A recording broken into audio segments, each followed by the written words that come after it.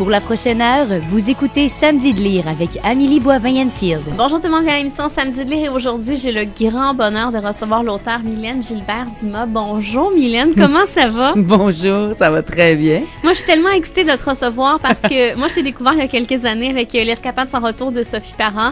Par la suite, avec un livre que j'ai adoré, La Yukonnaise. Et là, tu nous reviens avec un fabuleux nouveau roman, ton 15e roman, La deuxième vie. Oui, une deuxième vie, oui. Une deuxième vie, excuse-moi. Ouais, pas trop. Et justement, tu es vraiment une passionnée du Yukon. Tu es allée au Yukon en 2009 parce que tu as remporté le prix de la résidence d'écriture de Burton House Writer Retreat de Dawson City. Oui. Il est allé écrire là-bas, mais tu étais déjà allé là-bas, je pense, en 2001 avec ton je suis allée. Oui, c'est ça. Je suis allée en 2001 par accident parce que mon chum était en congrès là avec la Fédération canadienne des enseignants, puis il m'avait dit, tu sais, c'est quoi les chances que tu retournes au Yukon dans ta vie? Tu peux venir avec moi, l'hôtel est payé, t'as juste tes repas puis le billet d'avion payé. Ben là, aujourd'hui, il se dit, ça aurait été le fun que le congrès ait lieu au Belize, mettons, tu sais, on continuera à aller au Belize parce que ça fait 9 fois que je vais au Yukon, tu sais, là. On est retourné en 2006 parce que j'ai écrit la série Lily Klondike sur la participation des femmes à la rue vers l'art. C'est une série en 3 tomes. Puis après ça, c'est ça, j'ai posé ma candidature pour la Burton House Writers Retreat, puis je l'ai eu. Alors j'ai passé, je l'ai obtenu, c'est en 2009, mais mes mois de résidence, c'était janvier, février, mars 2010. Alors, j'ai fait mon premier hiver là, puis là, ça a été pire que pire. C'est là qu'est venue l'idée pour Yukonnaise. Fait que je suis retournée l'hiver suivant, je suis retournée à l'été, je suis retournée à l'automne, je suis retournée l'été d'après, je suis retournée à l'automne d'après, puis je suis retournée au printemps passé. C'est comme... Wow! J'ai écrit... Oui, mais c'est parce que j'ai tout le temps des idées de romans, là. J'ai 7 romans d'écrits sur le Yukon, là. Fait que j'aime vraiment beaucoup ça, je pense. Et tu dois aussi aimer les gens qui habitent là-bas. Ouais, c'est ça. C'est l'esprit des gens. La lumière aussi, c'est tellement des paysages qui ressemblent pas à ce qu'on a ici. Puis parce que il y a pas d'humidité dans l'air, alors on peut voir dans le ciel des étoiles qu'on voit jamais nulle part parce qu'il y a pas d'humidité qui forme une espèce de voile là, quand c'est la nuit. Puis quand c'est le jour, mais on voit super loin parce qu'il y a justement pas cette humidité là dans l'air. Puis comme c'est très haut, c'est au nord, mais c'est aussi très haut, on passe très vite la ligne des arbres. Alors peu importe sur quelle montagne on va grimper, on arrive tout de suite au-dessus, puis là, on voit à 360 degrés, là, tout le temps. Alors, tous les paysages sont extraordinaires, toutes les saisons sont belles. Moi, je m'en lasse pas, même si, bon, c'est très froid. Il y a un taux d'alcoolisme très élevé, comme partout dans le Nord, sur la grandeur de la planète, là. Toutes les régions autour du pôle Nord sont affectées par ça. Mais c'est un autre mode de vie, puis c'est un mode de vie nordique qui, moi... je suis comme Obélix dans la potion magique, là, je suis tombée dedans. J'aime beaucoup leur mode de vie, malgré les inconvénients, qui est le froid, l'alcoolisme, et tout ça. Oui, c'est là, mais je suis capable de vivre avec ça autour de moi parce que je suis capable d'apprécier le reste, là. Le reste du Yukon, qui est l'esprit de liberté des gens. Les aurores boréales aussi, les aurores boréales. Tu mettais des photos des fois sur ma Internet. page Facebook, oui. Ben, écoute, les aurores boréales, il n'y en a pas tous les soirs, mais cette année, il y en a eu tous les soirs. Alors, j'en avais tous les jours à mettre sur Facebook parce que j'ai plein d'amis photographes qui partagent ça sur Facebook. Alors, moi, je les partageais. Mais oui, cet hiver, ça a été un hiver exceptionnel d'aurores boréales. Il y en a tout le temps. Il y en avait des roses, ça, j'en ai jamais vu. Je n'ai vu des blanches, des vertes, mais des roses, c'est fascinant à voir en photo. Je me dis, oh, puis je peux pas y aller. J'ai trop de travail. Et tu veux toujours y retourner, je pense. Ah oui, mais c'est ça, c'est comme Obélix dans la potion magique. Il fait toujours la file pour pouvoir en reprendre, là, tu sais. Ben, c'est ça. Moi, j'ai toujours envie d'y retourner, mais bon, je suis raisonnable, ça prend beaucoup d'argent pour y aller. Puis quand j'ai gros du travail, ben, je peux pas prendre 2 semaines n'importe quand pour partir comme ça parce que j'ai le tome 2 qui va sortir à l'automne. Alors, ça me fait un deadline assez serré pour faire la production. Il est fini, là, mais on a toute la production à faire pour qu'il soit prêt à l'automne. Alors, c'est sûr que j'ai quand même pas toute la liberté que ça prend pour pouvoir y retourner, mettons. Est-ce qu'une deuxième vie, ça traite justement des femmes qui sont mocheux? Oui, c'est ça. Mais ça, c'est tellement un drôle de sujet, là, puis c'est tellement arrivé de façon étrange dans ma vie. Je faisais la recherche pour Yukonnaise. J'avais demandé à l'association franco-yukonnaise de me trouver des femmes qui étaient arrivées au Yukon, soit seules, soit en couple. Je voulais faire des entrevues pour écrire Yukonnaise, pour comprendre pourquoi on déménage, pourquoi on va vivre là, comment ça se passe quand on y va. Puis j'ai fait une 50aine d'entrevues. Et là, une des entrevues avait lieu dans un chenil, le chenil de Normand Casavant et Karine Grenier, qui s'appelle Les Casaventures. Et au lieu de faire l'entrevue au restaurant, elle m'avait dit, viens chez nous, puis je vais te montrer comment je vis. Alors, j'arrive dans son chenil, là, il y a comme 20 chiens de lousse dans l'enclos, on rentre s'occuper des chiens. Bon, j'ai pas peur des chiens, une chance, parce qu'il y en avait beaucoup, puis ils étaient pas attachés. Et là, elle dit, c'est un beau sujet, ça, le traîneau à chien. Je suis là.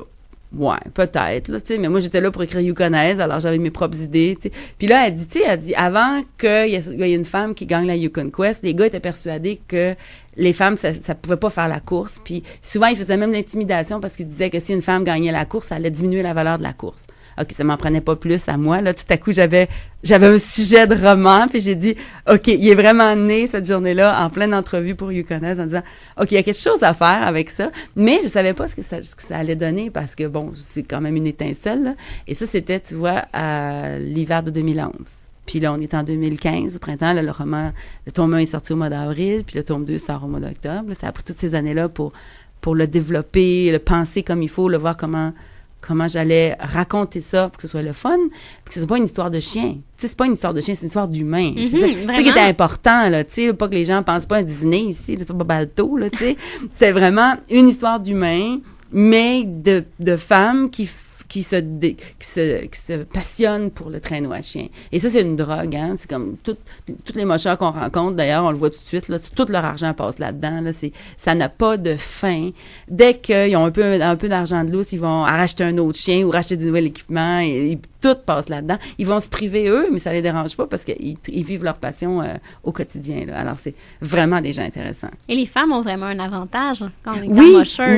Oui, c'est ça, en fait. Puis ça m'a pris du temps avant d'arriver à trouver ces détails-là parce que, bon, les mocheuses sont des gens passionnants de comment ils vivent, mais ce sont des gens qui parlent pas. C'est des gens qui sont bien avec les chiens, mais pas bien avec les humains. Alors, je faisais des entrevues, puis les gens, ils répondaient pas. Je posais une question, ils répondaient oui, non. C'est pas bon pour moi, ça me prend du jus, là. Alors, ça a pris du temps avant. J'ai eu 3 très bonnes personnes qui m'ont donné des informations, beaucoup, puis qui étaient bien généreux, qui m'ont emmené en entraînement. Mais d'autres mocheurs que je rencontrais, puis ils parlaient pas. Puis là, j'essayais, bon, OK, comment je vais faire pour trouver les avantages de ça? Alors, c'est ça, j'étais contente par exemple, quand j'ai rencontré Marcel Fressineau, qui est une mocheuse, qui possède un gros chenil, qui a fait la Yukon Quest, qui a fait 2 fois les Ditarod. Elle a 61 ans cet hiver, elle a fait les Ditarod pour la 2e fois. C'est vraiment mon idole, là. Mais c'est une puce, là. C'est à peine 100 livres mouillés, c'est beau, là, tu sais. Mais là, c'est là que c'est en jasant avec elle, que j'ai réalisé que c'était un gros avantage. Les femmes sont moins lourdes que les hommes. Donc, pour le traîneau à chien, c'est vraiment bon pour les chiens parce qu'ils préfèrent tirer une personne qui est plus légère qu'une personne qui est très lourde, là, tu sais, là. Et là, je réalise, c'est ça, à force de poser des questions, puis bon, j'ai fait beaucoup de lectures aussi, j'ai lu sur l'origine de la course, mais sur le traîneau à chien lui-même, j'ai visité beaucoup de chenils, puis effectivement, on voit que les mocheux qui sont en avant, les meilleurs, les champions qui vont ensuite vendre des chiens très chers, ben ce sont des gens qui sont très légers, tu sais, qui s'arrangent pour pas avoir de surplus de poids parce que c'est tout du poids qui est ajouté sur le traîneau, là. C'est vraiment super intéressant et on le ressent vraiment à quel point tu disais que les mocheux parlent très, très peu dans l'ouvrage, justement, l'amoureux qui va de... Oui. J'essaie de pas trop en dire, mais... mais en fait, elle va aller vivre dans un chenil, elle va tomber en amour avec le mocheur, là. Oui, c'est ça. Mais, en fait, ils parlent pas et parce qu'ils veulent pas donner leur information. Alors, si tu veux ton information, d'ailleurs, c'est ça qui était très intéressant quand j'ai commencé la recherche, c'était de découvrir que le handler, qui en fait, on dit en français c'est valet de chenil, mais personne n'utilise jamais ce terme-là, c'est celui qui va travailler à aider le mocheux, le conducteur de traîneau à chien, dans son chenil, parce qu'il y a beaucoup de travail, hein, c'est un méchant esclavage, là. Alors, faut surtout ramasser de la crotte à 2 fois par 2, tu sais, 50 chiens 2 fois par jour, ça commence à en faire, mais c'est le handler qui travaille dans le chenil n'est pas payé. Et ça, c'était fascinant. Voyons, c'est la pire job qu'on peut pas imaginer. Il ramasse de la crotte à longueur de journée. Oui, mais il est pas payé. Son salaire, en fait, il est nourri, logé. Et son salaire, c'est apprendre prendre les connaissances que le mocheur va lui transmettre. Alors, c'est un peu le système d'apprenti qu'il y avait dans l'ancien temps, puisqu'il n'y a pas d'école pour ça. Alors, on a le mocheur qui va transmettre ses connaissances à son handler qui va travailler pour lui gratuitement. Et bon, ça amène toutes sortes de situations d'abus. On peut très bien imaginer. J'ai vu des affaires qui étaient ouf. Ah oui? Je pense que j'ai pas le caractère pour être handler. Parce qu'apprendre, des fois, c'est pas très beau. D'autres fois, il y a des mocheurs qui sont vraiment extraordinaires. Le Normand Casavant, puis Marcel Fressineau qui m'ont beaucoup aidé pour ça, puis Karine Grenier traitent super bien leur handler parce qu'ils comprennent que c'est du travail d'équipe, là. Mais il y a d'autres mocheurs que je ne nommerai pas, mais qui te les varlopent pas mal, puis ça crie, puis c'est pas tout le temps plaisant, mais c'est un milieu qui est très dur, hein. Alors, déjà, le handler qui arrive là, il y en a tellement que c'est juste les plus forts qui vont rester, juste les plus persévérants, ceux qui ont vraiment envie de faire ça, cette passion-là. Les autres vont rester puis vont endurer tout le reste, là, tu sais, là. Alors, j'étais contente, moi, d'avoir appris beaucoup avec des gens qui étaient plus, je veux dire, humains, ouais, plus sympathiques, parce que aussi, ils m'envoyaient pas promener, là, ils répondaient à mes questions, parce que des fois, il y a des mocheurs qui m'envoyaient promener en voulant dire, ça nous intéresse pas tes affaires, va-t'en, là, tu sais. J'étais là, non, mais j'ai besoin de réponses. Alors, c'est ça. Au moins, ceux qui m'ont beaucoup aidé, que j'ai remercié à la fin, qui ont été d'une grande générosité, ça prenait ça parce que moi, je ferais pas la Yukon Quest. C'est 1600 kilomètres à travers la toundra, un grand bout. Des fois, il y a 350 kilomètres entre deux points de contrôle. Ben, c'est parce que c'est deux petits villages, puis qu'entre les deux, il y a rien, là. Si c'était mal pris, là, il y a pas de route, il y a rien du tout, là. Alors, moi, je ferais pas la course, mais pour écrire ce que c'était, il fallait vraiment que je m'immerge dedans. Donc, j'avais besoin de l'expérience des mocheux pour réviser, pour répondre à mes questions et tout ça, là. Alors, c'était une expérience, écrire ces deux livres-là, là. Je peux dire que ça a été probablement les plus durs que j'ai faits jusqu'à maintenant, là. Mais est-ce que, justement, les gens qui ont collaboré avec toi, comment ils ont réagi quand tu leur as envoyé envoyé ils étaient très contents. C'était rigolo. Ben, en fait, ils l'ont lu avant. Ceux qui ont les mocheurs, les deux mocheuses, entre autres, qui ont donné beaucoup d'informations, ce sont les premières lectrices aussi. Alors, ils ont lu le manuscrit, puis elles ont corrigé où j'étais dans le champ avant qu'il soit publié. Puis là, je renvoyais le tome 2 ce printemps.